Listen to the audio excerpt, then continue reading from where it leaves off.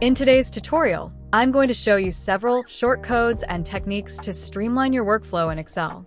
1. The keyboard shortcut method. First, let's look at how to quickly add a line to your sheet.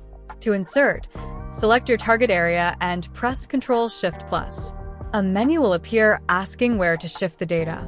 If you select Shift Cells Down, it will insert the new space exactly where you need it. To generalize, entire row if you want to apply this across the entire sheet rather than just a selection.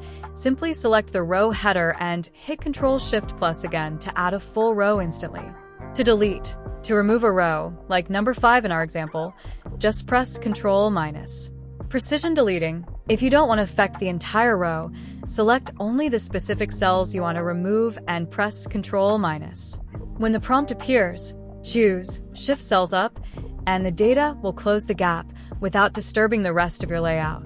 2. The Shift Drag technique, surgical insertion. Now let's use a more visual technique. Adding rows without affecting the other tables. Highlight the specific area where you want to add new rows. Hold down the Shift key.